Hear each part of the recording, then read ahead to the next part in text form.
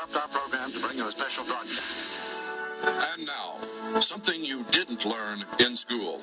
Join us for another true story from the backside of American history.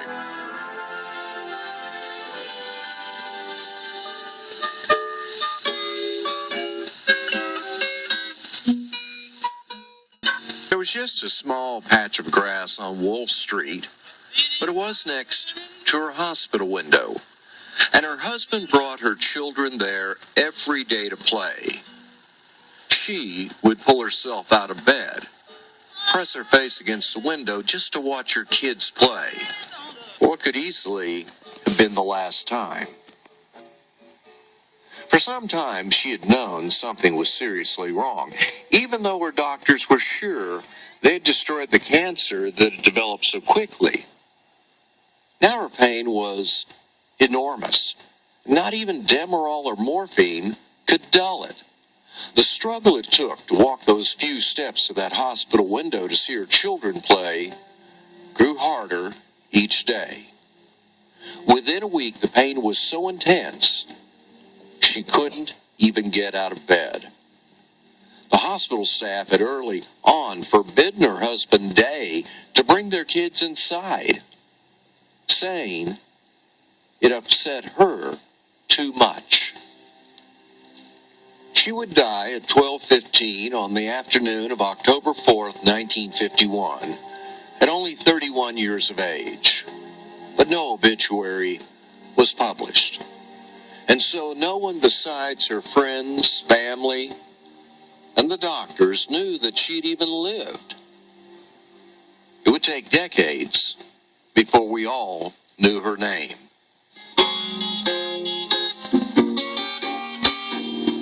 And I followed her to the station with my suitcase in my hand. Loretta Pleasant had been born on August 1st, 1920, in a small shack where the dirt road ended, overlooking the train depot in Roanoke, Virginia.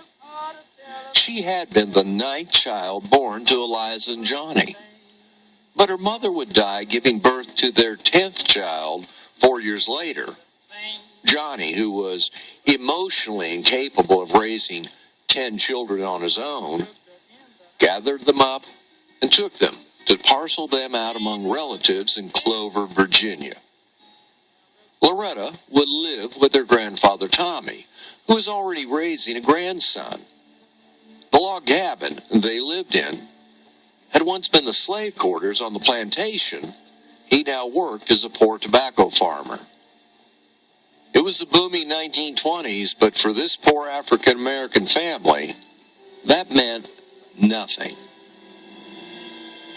Now, Loretta and her cousin were just kids, but they had to get up at 4 in the morning to milk the cows and feed the chickens and spend their days in Johnny's tobacco field, hoping to bring in the meager harvest each year. Day, her cousin, he left school in 4th grade because he was needed too badly on the farm. Loretta would hold out until 6th grade, finally quitting school because she had to walk past the white school in Clover to get there. She was just tired of the white kids calling her racial epithets and chucking rocks at her every day. Now, the former slave quarters they lived in had no running water or electricity, but that wasn't unusual for the time. And if the kids wanted a special treat after they finished their tobacco farm chores, they would hire themselves out to a local white farmer. For a day's work, each one would earn a dime to go see a movie. Day was 4 years older than Loretta, but their housing accommodations meant they shared the same room. And that's how Loretta came to have her first baby at 14. The second child came 4 years later, but Lucille had been born afflicted, mentally challenged, and within a few years they were forced to institutionalize her. It seems that life just wouldn't give Loretta a break. Well, at 20, she married her first cousin and the father of her children, Day Lacks. and she started using the name Henrietta. 8 months later, just as the Second World War broke out, one of Day's and Henrietta's cousins, Fred Garrett, he came home to Clover, driving his 1936 Buick, dressed in fine clothes. Fred had become a steel worker at the Sparrows Point Mill outside of Baltimore, and he convinced Day and Henrietta this was the one place where poor blacks could find work and be paid decent money. After all, Sparrows Point was putting out 8 million tons of steel each year, and it took 30,000 men to do that. For blacks, the pay was 80 cents an hour, almost middle-class wages. Fred even lent Day the money for a bus ticket to get him to the mill, and once he found work, Day promised he would save up money, send for Henrietta and their kids. As it turns out, Fred Garrett, he was drafted into the Army a few months later. Day hadn't saved enough money to bring his wife and kids up from Clover, so Garrett gave Day all of the money he had saved, so his cousin could bring his wife and kids to live as a family again. For the life Henrietta had lived, almost illiterate, poor, harsh, babies at 14, she was a singular woman. When another cousin came down with polio, it was Henrietta who was there every day to help him recover. If there was ever anyone sick in the family, it was Henrietta who came over to nurse them and do their jobs that they couldn't do at the time. At Turner's Point near the steel mill, Henrietta often made lunches for any of Day's friends who didn't have any money, at least when they first started working at the mill. And their home was a place of neighborhood gatherings, both because of her cooking, because Henrietta was always so glad to see anyone. If there was one thing that a few women actually held against her, it's that Henrietta was never bitter as to her life's experience that should have been warranted. She was relentlessly upbeat, always there whenever anyone needed her. Even when her strained husband occasionally came home and shared a venereal disease, it didn't seem to damage their marriage or cause any real commotion in their home. And so life went on at Turner's Point for the Lacks. And as the 40s neared an end, they had another child. As 1950 came into sight, Henrietta told a few of her closest friends something just didn't feel right. She made them feel a lump under her stomach, mentioning this could be serious. Friends blew it off, said she was just pregnant again. Well, that was in fact true. And shortly thereafter, she gave birth to her 5th child, Joe. Then a few weeks later, she told Day he needed to take her to the hospital. She was bleeding. It wasn't the right time of the month.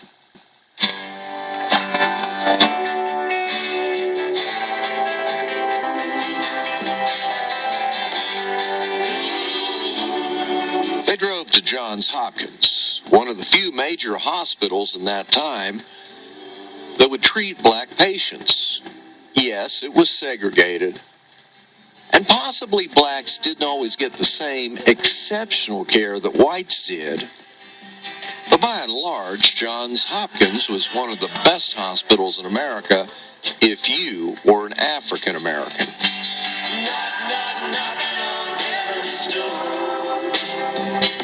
Howard Jones was the gynecologist on duty that day, and he looked at her chart. A month earlier, she had tested positive for gonorrhea from another of Day's late nights out. And she'd had her baby just before that. But Jones easily saw the cervical cancer growing inside of her and wondered how anyone could have missed it during her delivery or the previous visit. Jones had seen 1,000 cases of cervical cancer before, but never anything like Henrietta's. It was shiny and purple, so sensitive, if you just touched it, it bled. We cut out samples and sent them on to the pathology lab. But he also scraped some of her healthy cells for comparison. And here, a near miracle happened. Just not for Henrietta. For 30 years, scientists had tried to find a way to get human cells to live outside of the body.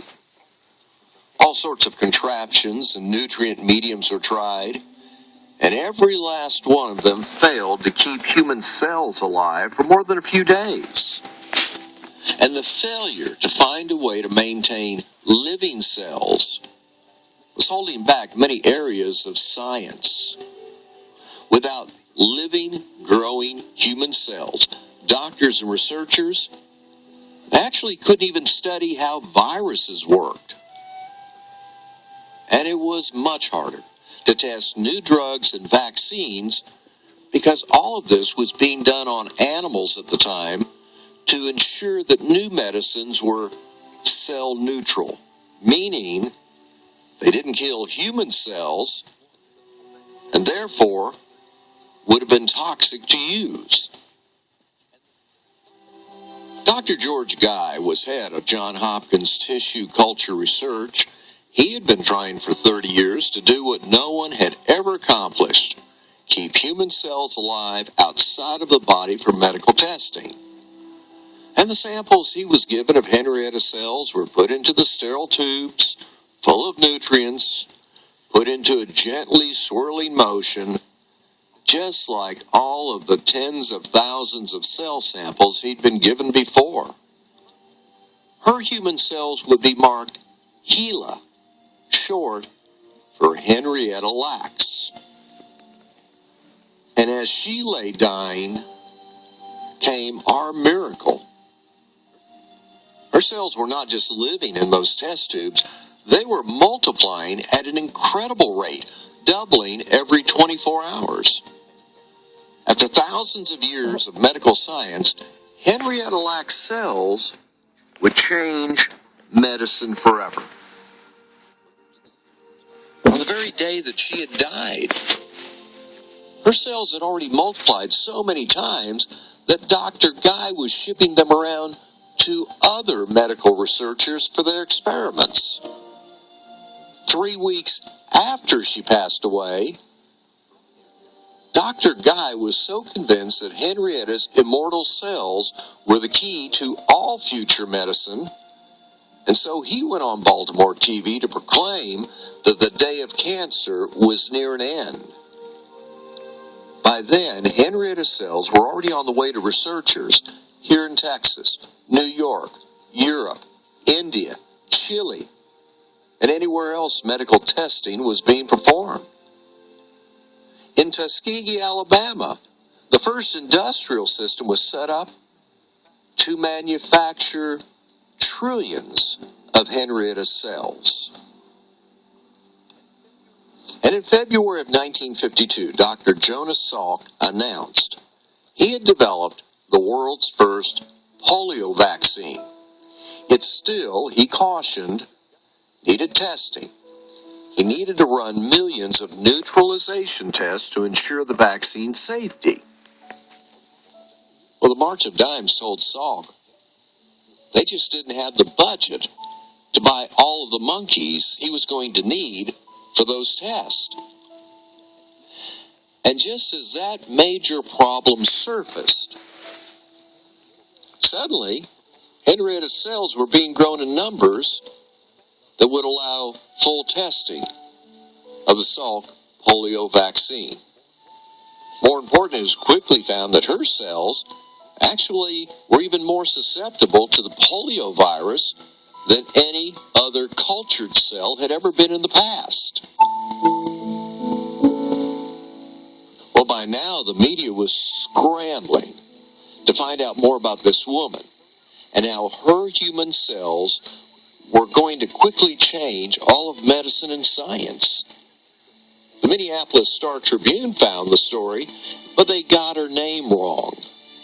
Collier's magazine called Johns Hopkins for the story. At first, the administrators refused to name the original patient. But finally, Dr. Guy gave them the name Helen Land to throw them off. It is hard to understate how massive a discovery this was in medicine at the time. Hence, the media frenzy. Well, then other miracles started happening. Researchers found if you froze Henrietta's cells when they thawed, they would come back to life. The government used her cells to determine levels of radiation the human body could stand and regenerate without morphing into something else. Scientists quickly found they could create clones of her cells, and that started that entire scientific venue. As stated earlier, with Henrietta's cells, the entire field of modern virology kicked into high gear, because for the first time they could see how viruses work when they were attacking human cells. Pharmaceutical companies in the U.S. and Europe, they were using her cells to perfect medicines that could not cause other unintended cellular damage. The cosmetics industry did the same thing. In Asia, Henrietta's cells were being used to study hemorrhagic fever, then killing numerous American soldiers. And then they were used to test the effect of steroids and drugs for chemotherapy, tuberculosis, salmonella, and virtually every other modern medical advance that's been made in our lifetime. And right here in Texas, it was Henrietta Lacks' still living cells that, for whatever reason, when put through testing, would actually expand more than any other human cell studied. And it was because of that we decoded the human chromosome from her cells, and genetic science took off. Today, 20 tons of her cells have been grown for medical research.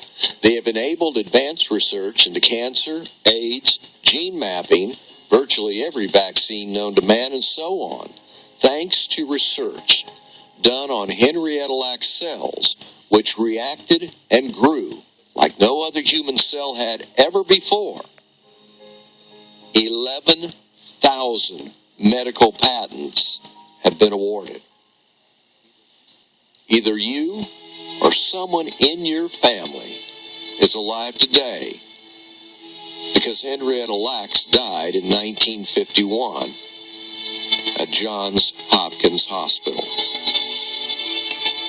Dr. Guy tried to get control of her cells shortly after her death, but discovered he'd given away so many samples for free, there was no way to get them patented and back under his control. And after 25 years of the public being lied to about the miracle woman's real name, Rolling Stone magazine published the true story in 1976. And that's how her family found out. So they'd never asked for any money. They never made any real demands at all, in spite of the fact that many of them still live in poverty in those broken down shacks in Clover, Virginia. No, they just wanted the medical community, which had used 20 tons of her immortal human cells, to finally give credit to her for her dying contribution for all mankind. And the family wanted to say in the continuing genome research on her line of cells. And in August 2013, the medical community finally agreed to do the right thing. But that's the story of the poor, black, uneducated girl pregnant at 13 by her first cousin. Lived the worst kind of life, but she was never embittered. In fact, she always took care of everyone else, right down to her husband's co-workers at the steel mill, making sure they had enough to eat when they had no money. And the woman who would struggle out of that hospital bed to go to the window to see her kids play outside until the pain of her cancer made that impossible. Then, at just 31 years of age, she was gone. Unlike everyone else in history, her human cells lived on, in time, saving millions of lives around the world. This is her contribution from a woman whose nurses wouldn't even let her hold her children one last time.